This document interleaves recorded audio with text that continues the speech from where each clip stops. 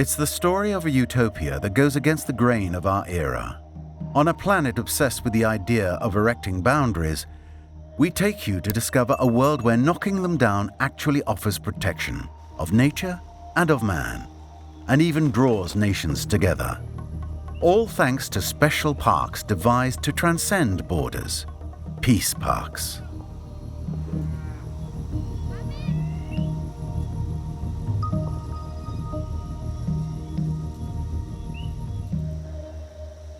Peace parks is more than animals and wildlife. Peace parks is also about living in harmony with people. The first transfrontier park was created here in 1932, between Canada and the United States, around Waterton Glacier, in celebration of the two countries' friendship. Peace Park is essentially an environmental conservation area which can be used as a place for building trust and harmony. This simple yet visionary idea has spread to every continent. In upcoming years, over 227 border zones could become peace parks, ranging in size from a few hectares to immense natural reserves. 60 have already been created, 5 in America, 2 in Asia, 4 in Europe, and more than half in Africa.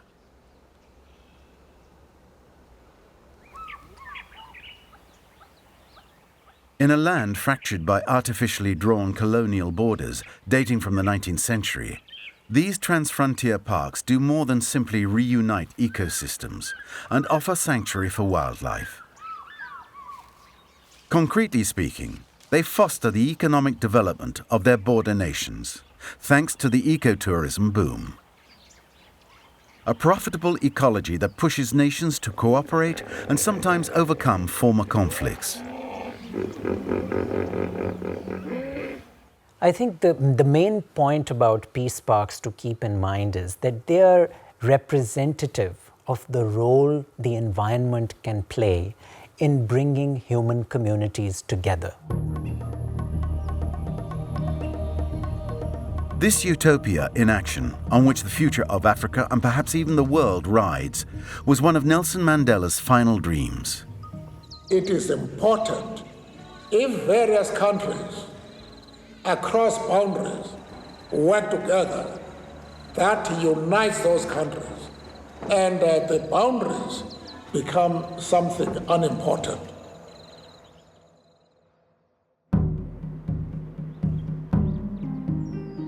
The desire to heal Africa through peace parks was born in these valleys of the Cape on the tip of South Africa. We owe it to the determination of an ecologist patron who managed to bring Nelson Mandela on board for the cause, Anton Rupert. Dr. Anton Rupert was good friends with President Nelson Mandela. And even shortly after his release, they had their first meeting.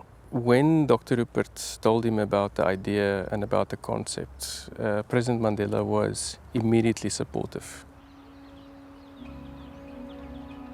Together, they created a Peace Parks Foundation that was inaugurated in 1997.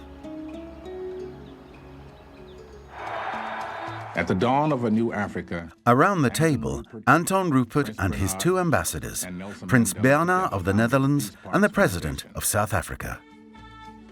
Anton Rupert and Prince Bernhard have sent me to various places, and I've put aside everything because it is important.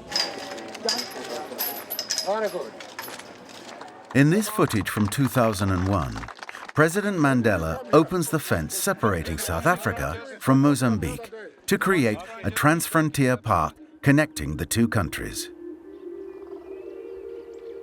Great Limpopo Transfrontier Park, named after the river flowing through Zimbabwe, Mozambique and South Africa.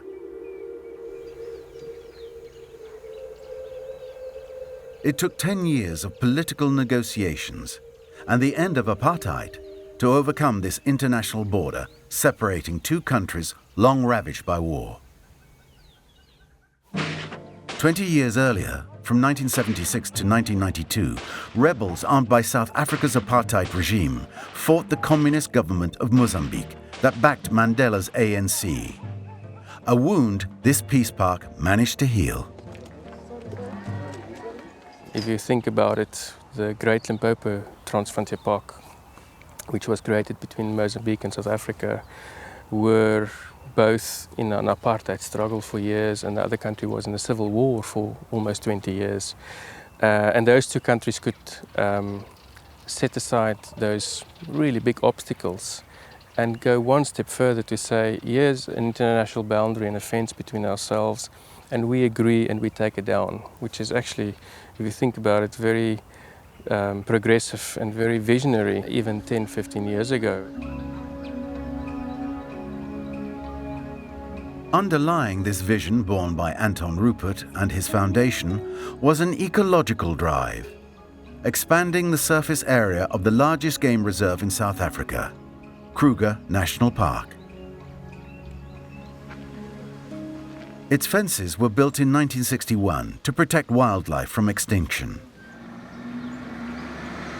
Since then, several gates have been built to allow tourists to enter.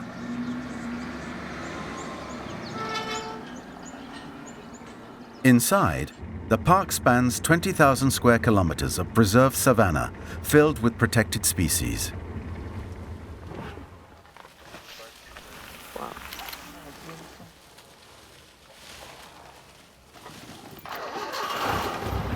These elephants can come and go as they please.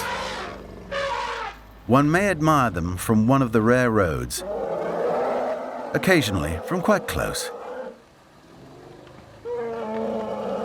The only condition, visitors must remain safely inside their cars.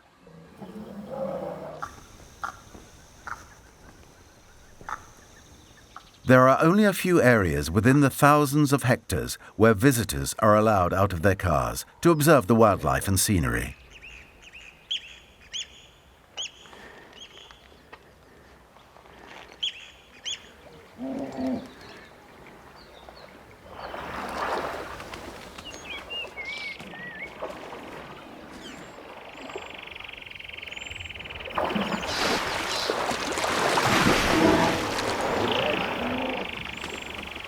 These birds have no trouble crossing the park's fences.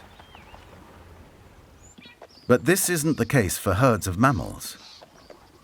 Zebras suffer when electric fences prevent them from following their ancestral migratory path. In wildlife, you need vast open areas for big game to operate in. Fencing areas is just counterproductive to big game reserves, which you require for tourism. You can't not show people lion, elephant, cheetah, wild dogs. If you have fences, these animals won't exist because you'll be fencing them off from migratory behavior and bigger areas. Therefore, it's critically important that to create bigger areas, fences obviously have to come down.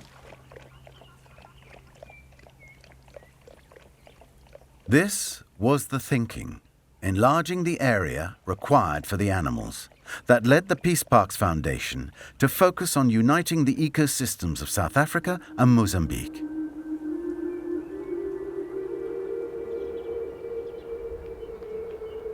And here is what the border post inside the park looks like today.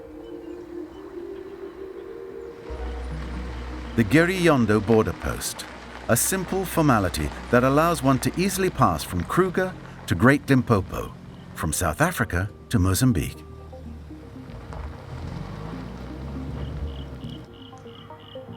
Besides reinforcing ties between the two nations, the creation of a park on the Mozambique side made it possible to transform this former hunting concession, traumatized by years of war, into a protected reserve.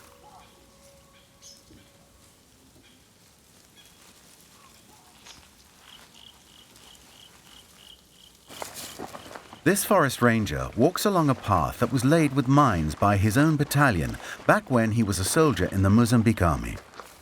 This is the road right here. Back during the war, this whole area was mined. The mines here protected all the way to that road.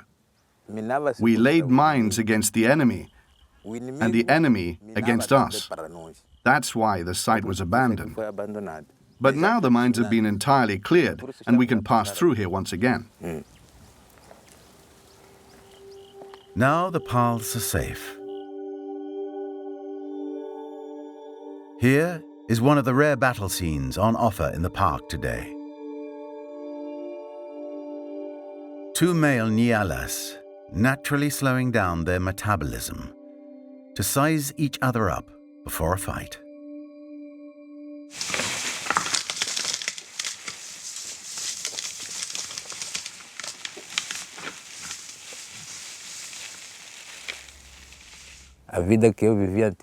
My life used to be very different from the way it is today.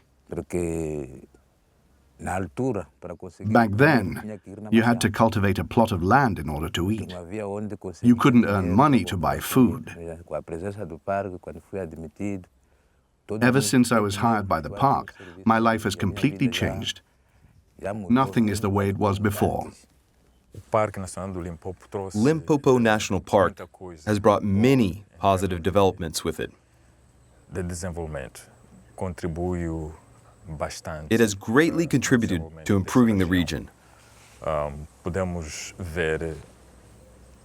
This is evident in the villages surrounding the park. Their inhabitants have a much higher standard of living, thanks to the park and tourism.